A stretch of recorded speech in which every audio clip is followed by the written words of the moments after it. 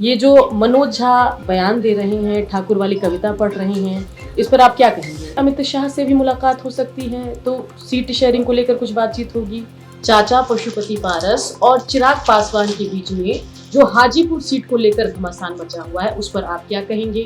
क्या चाचा भतीजे को मिलाने के लिए आप मध्यस्थता करेंगे? नीतीश कुमार की मोदी जी से नजदीकी वाली तस्वीर भी वायरल हुई। आप भी कई बार कह रहे हैं नीतीश जी आएंगे, पलटी मारेंगे, तो लग रहा है कुछ की पलटी मारेंगे, उस पर क्या कहेंगे?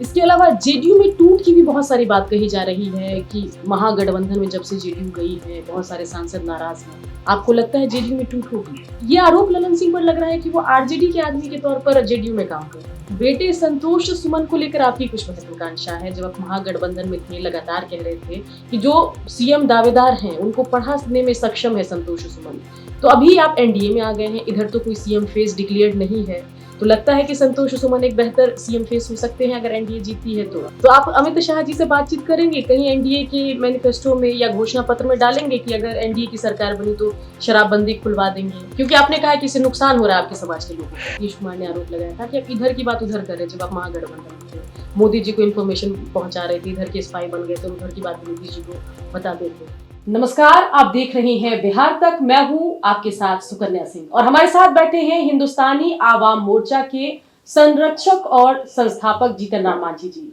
आज उनसे हम लोग एक्सक्लूसिव बातचीत करेंगे। मांझी जी, ये जो मनोज झा बयान दे रहे हैं, ठाकुर वाली कविता पढ़ रहे हैं, इस पर आप क्या कहेंगे? ब्राह्मण वर्सेस ठाकुर का जो पूरा मामला हो गया है बिहार में, क्या कहना चाहते हैं? देखिए, ये बात पुरानी हो गई है, इस पर बहुत सारी बातें हो चुकी है, तो एक ही बात को रिपीट करना उचित नहीं है, इसलिए इस विषय को छोड़ करके कोई और आगे की बात कीजिए। ठीक है।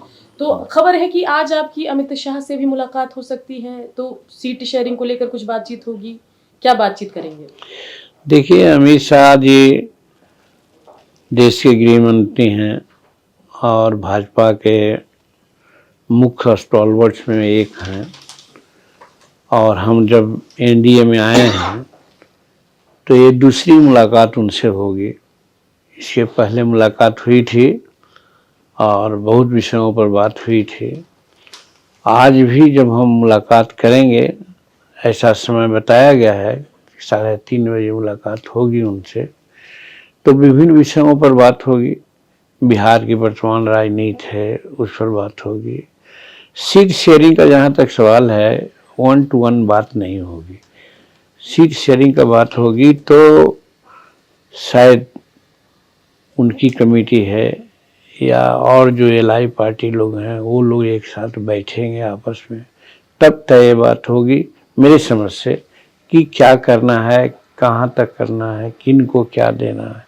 लेकिन आज सिर्फ और सिर्फ हम लोग बिहार की राजनीति पर और कुछ नेशनल राजनीति है उस पर हम बात करेंगे और जान से उनको सूचना देना चाहेंगे कि आप लोगों ने जो हम लोगों को गठबंधन में मिलाने का काम किया है, तो वो गठबंधन के लिए एड़ी चोटी का प्रयास हम कर रहे हैं।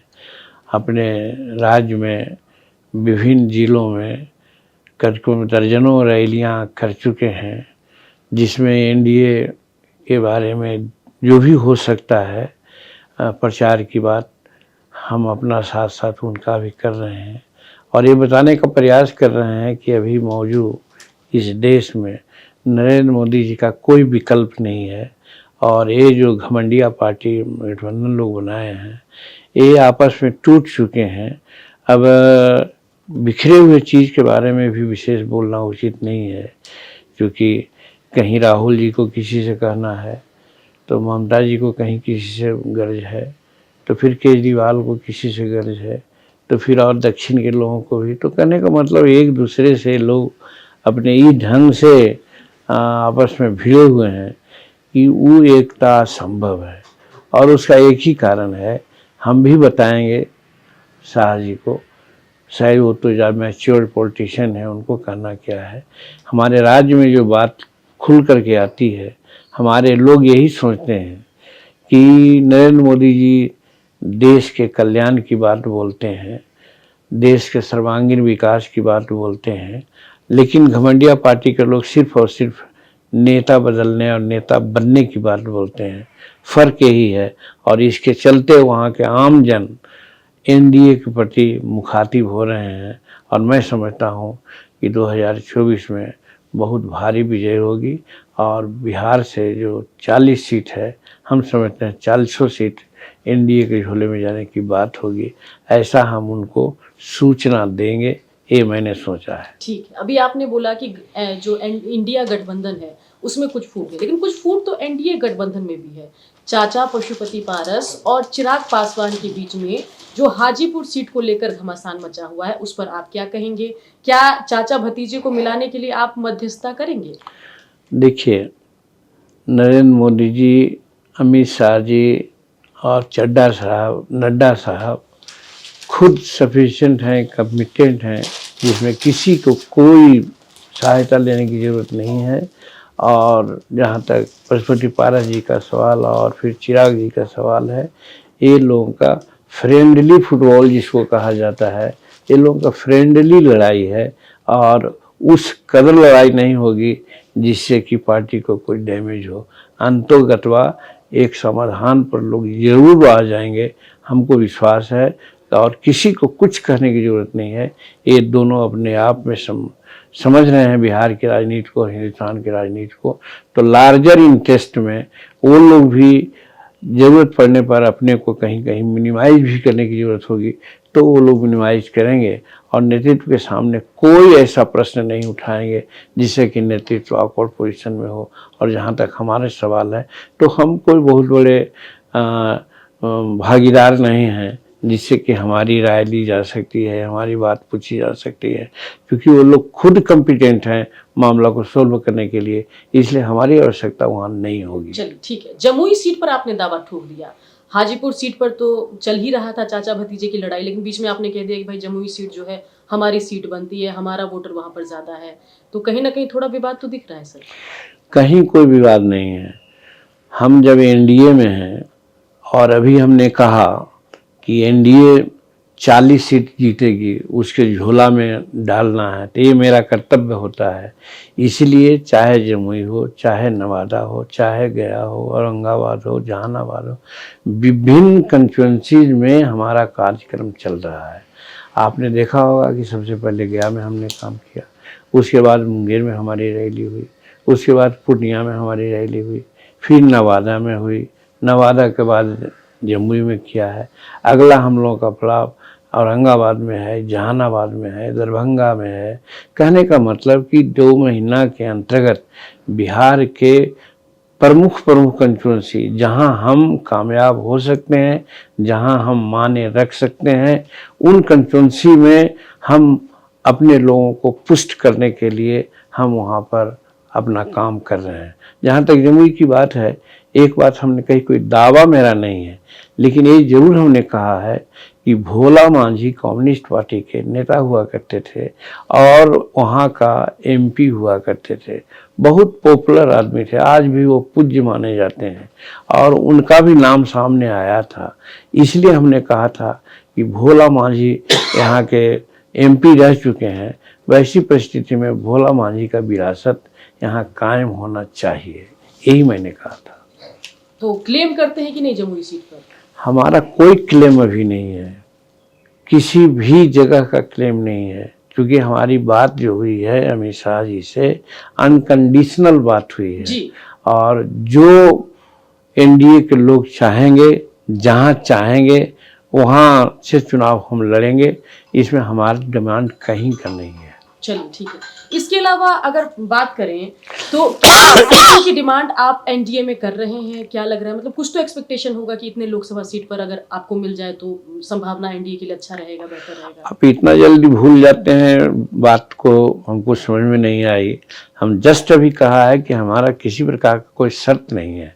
जब हम मिल रहे थे, एनडीए में आ रहे थे, तो सिर्फ हमने कहा था एनडीए के लोगों से कि हम सम्मान के भूखे हैं। और आपने देखा कि जब एनडीए की बैठक हो रही थी तो माननीय नरेंद्र मोदी जी को रिसीव करने की बात आई थी, तो नड्डा साहब, जीतन मांझी, सुप्रिया पटेल और वो वहाँ के महाराष्ट्र के मुख्यमंत्री सहित 5 आदमी थे। तो इससे बढ़ के क्या गौरव की बात हो सकती है कि न्यू इंट्रेंट के रूप में हम रहे और हमको माननीय प्रधानमंत्री को रिसीव करने के लिए अगली पंक्ति में रखा गया।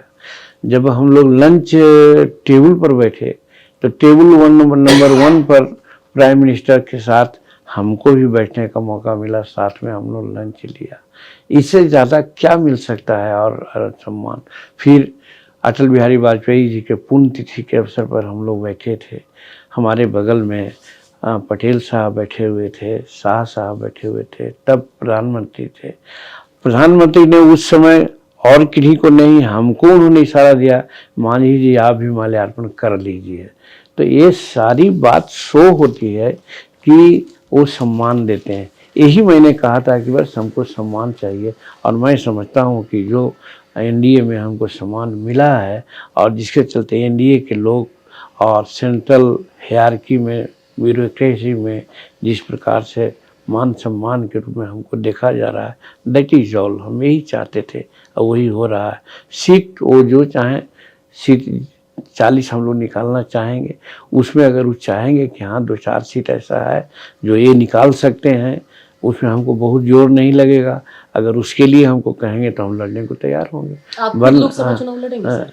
नहीं, मैं चुनाव लड़ने की स्थिति में नहीं हूँ, क्योंकि हम चाहते थे कि 75 ईयर्स एज के बाद पॉलिटिकली बचपन से ही हम कुछ सिद्धांत की ओर चलते रहे हैं, और सिद्धांत के कारण ही बड़ी बड़ी नौकरियों को छोड़ करके या राजनीति में आने का काम किया, और एक मानदंड बना लिया था कि 75 ईयर्स के बाद चुनाव की राजनीति किसी भी व्यक्ति को नहीं करना चाहिए।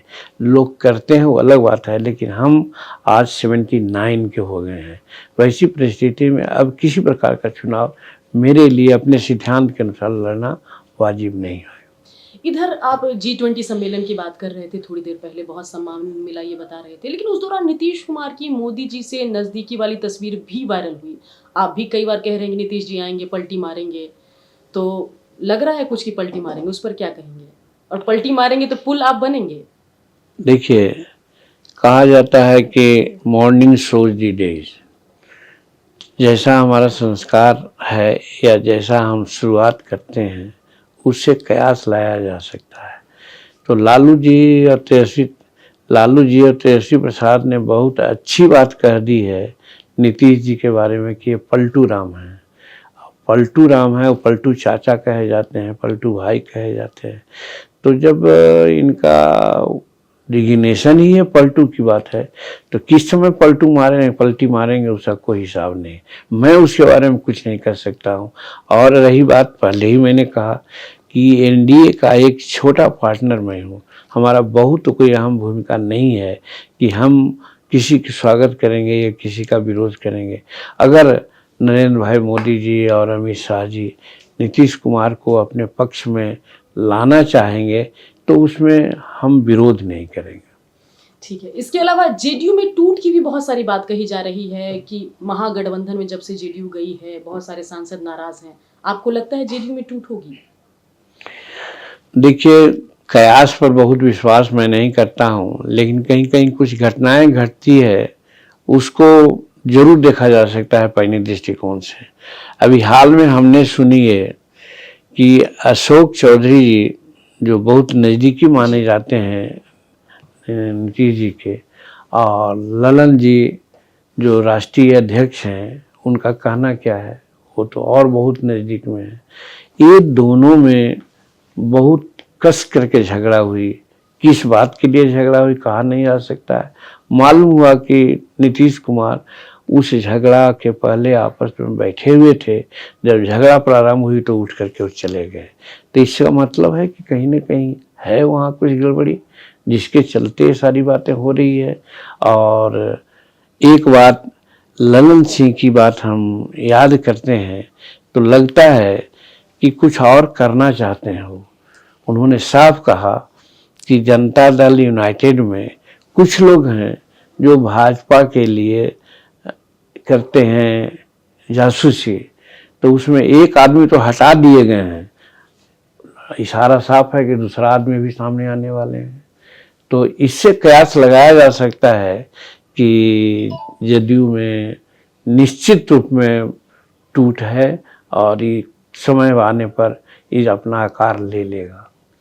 आप खुद भी आपने एक चीज को बड़ा पर्सनली एक्सपीरियंस किया है कि नीतीश जी किसी को बड़ा करते और तुरंत उसको छोटा भी कर देते हैं। अब लग रहा है कि तलवार जो है ललन सिंह पर लटकी हुई है और ये आरोप ललन सिंह पर लग रहा है कि वो आरजेडी के आदमी के तौर पर जेडीयू में काम कर रहे हैं। आपको ऐसा लगता है कि आरजेडी का एजेंडा ज्यादा वो चला इसके बारे में मैंने नहीं सोचा है, वो किस कारण से क्या है। ये बात सही है कि ललन बाबू बहुत विद्वान आदमी हैं और बहुत दिन से राजनीति कर रहे हैं, लेकिन किसी भी चीज़ के प्रकाष्ठा पर वो पहुंच जाते हैं बहुत जल्दी।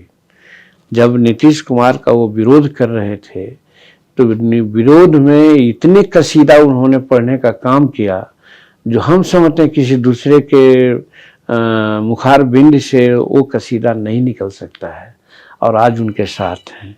तो मेरा कहने का मतलब है कि ललन बाबू महान आदमी हैं और किसके साथ उनका अलायंस होने वाला है ये मैं नहीं कर सकता, लेकिन ललन बाबू और अशोक चौधरी की लड़ाई से स्पष्ट होता है कि कहीं न कहीं जदयू में सब ठीक रार है। ठीक है।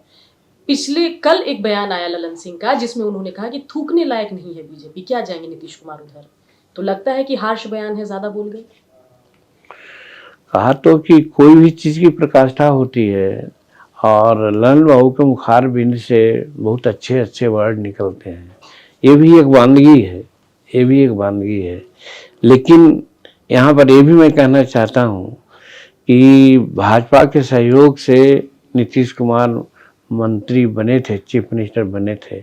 उसके पहले नीतीश कुमार जी ने भाजपा के बारे में कहा था कि भाजपा बड़का झूठा पार्टी है, और उसके बाद भी सहारा लिया था। तो राजनीति में ये सब बात चलती है। अगर ललन बाबू ऐसा कुछ बोले हैं तो ललन बाबू इस बात को समझें। उनके बारे में विशेष मैं नहीं कर सकता क्योंकि वो महान आदमी हैं, उनके मुखारबिंद से बहुत बहुत अच्छी अच्छी बातें निकल रही है जो समाज में आ रही है। ठीक है। आपने थोड़ी देर पहले मेरे साथ बातचीत में कहा कि आपकी पर्सनल अब राजनीति में कोई बहुत महत्वाकांक्षा नहीं है, चुनावी राजनीति आप नहीं करेंगे, लेकिन बेटे संतोष सुमन को लेकर आपकी कुछ महत्वाकांक्षा है। जब आप महागठबंधन में थे लगातार कह रहे थे कि जो सीएम दावेदार हैं उनको पढ़ाने में सक्षम है संतोष सुमन, तो अभी आप एनडीए में आ गए हैं, इधर तो कोई सीएम फेस डिक्लेयर्ड नहीं है, तो लगता है कि संतोष सुमन एक बेहतर सीएम फेस हो सकते हैं अगर एनडीए जीतती है तो? देखिए, इस पर मैं कुछ नहीं कर सकता हूँ। एक बार जब पहले कह चुका हूँ कि एनडीए में जब हम आए हैं तो अनकंडीशनल आए हैं। हाँ, रही बात किसको क्या एनडीए के लोग बनाएंगे, तो एनडीए के लोग बहुत सक्षम हैं और पारखी हैं, जन जन तक उनकी पैठ है। वो सबको समझते हैं कि कौन आदमी कैसे यूटिलाइज हो सकता है। तो वैसी परिस्थिति में एनडीए के शीर्ष नेतृत्व पर निर्भर करता है कि संतोष को क्या करेंगे। हाँ, ये जरूर मैं कहता हूँ कि बहुत से बिहार में, बहुत से हिंदुस्तान में मुख्यमंत्री बने हैं। उन मुख्यमंत्रियों की तुलना अगर की जाए शैक्षणिक दृष्टिकोण से, अनुभव के आधार पर, तो वैसी परिस्थिति में हर संतोष जो है वो कोई फिसड्डी साबित नहीं हो सकता है। वो भी साबित कर सकता है कि चीफ मिनिस्टरशिप क्या होता है, मंत्रिमंडल क्या होता है। तो इसलिए उसमें योग्यता की कमी नहीं है। अब एनडीए के शीर्ष नेतृत्व पर निर्भर करता है कि उसका योग्यता का कहाँ उपयोग वो करते हैं। चलिए, इसके अलावा जब आप महागठबंधन में थे शराबबंदी खास तौर पर आपके निशाने पर थी सर, तो अब आप एनडीए में आ गए हैं। आखिरी सवाल है मेरा सर, समय आपके पास कम है आई नो, तो आप अमित शाह जी से बातचीत करेंगे? कहीं एनडीए के मैनिफेस्टो में या घोषणा पत्र में डालेंगे कि अगर एनडीए की सरकार बनी तो शराबबंदी खुलवा देंगे, क्योंकि आपने कहा कि इससे नुकसान हो रहा है आपके समाज के लोगों को? जो भी हो, हम सिंबॉलिकल आपको बता दिया कि जो बिहार में बात हो रही है इसमें बहुत सारी बातें आ सकती है, जिसमें वो बात भी है जिसकी चर्चा आपने किया, लेकिन इसको कोई पब्लिक प्लेटफॉर्म कह करके कहीं हम एजेंडा बना करके जाएं, ये उचित नहीं है। इसलिए हम क्या रमेशा जी से बात करेंगे, क्या नहीं बात करेंगे, चाहे मैनिफेस्टो का मामला हो, चाहे सीट का मामला हो, ये सारी बात गुप्त है और हम समय आने पर अच्छे प्लेटफॉर्म जहां मिलेगा वहां पर सारी बातों की चर्चा करेंगे। जो आपसे हम शेयर नहीं कर सकते हैं इसके लिए सॉरी। ठीक है सर, एक लास्ट सवाल, आप पे आरोप लगा था, नीतीश कुमार ने आरोप लगाया था कि आप इधर की बात उधर कर रहे, जब आप महागठबंधन में थे, मोदी जी को इन्फॉर्मेशन पहुंचा रहे थे, इधर के स्पाई बन गए थे और उधर की बात भी नीतीश जी को बताते थे। इस आरोप पर जवाब दे दीजिए, लास्ट सवाल है सर। हाँ, तो इस पर तो मैं प्रश्न ही कर सकता हूँ और मेरा प्रश्न हुआ है इस पर कि यदि हम सेपरेट पार्टी के रूप में रह करके हम जासूसी कर रहे थे भाजपा का, तो जब हमको उन्होंने कहा कि जदयू में मर्ज कर जाइए, तो हम मर्ज कर जाते, उनके घर में चल जाते, तो जासूसी और हम करते जी। इसका मतलब है कि अपने बयान से उन्होंने अपने को कंट्राडिक्ट किया कि जासूसी का काम हम नहीं कर रहे थे। ये जासूसी का काम हो सकता है अपने करें, उनके लोग करें या और लोगों से करवाते होंगे, लेकिन जहाँ तक जीतन मांझी का पॉलिटिकल कैरेक्टर है बहुत क्राइस्टल क्लियर है। ये जासूसी या किसी की खुशामद या और कुछ करना ये नहीं जानता, स्ट्रेट फॉरवर्ड है, अपना आज तक राजनीति किया है जिसमें उसको लाभ भी हुआ है और घाटा भी हुआ है। चलिए, तो बिहार तक को समय देने के लिए बहुत बहुत शुक्रिया सर। बहुत धन्यवाद आपको। चलिए, तो इसी के साथ इस एक्सक्लूसिव इंटरव्यू में इतना ही। बिहार की खबरों के लिए आप बने रहिए, देखते रहिए बिहार।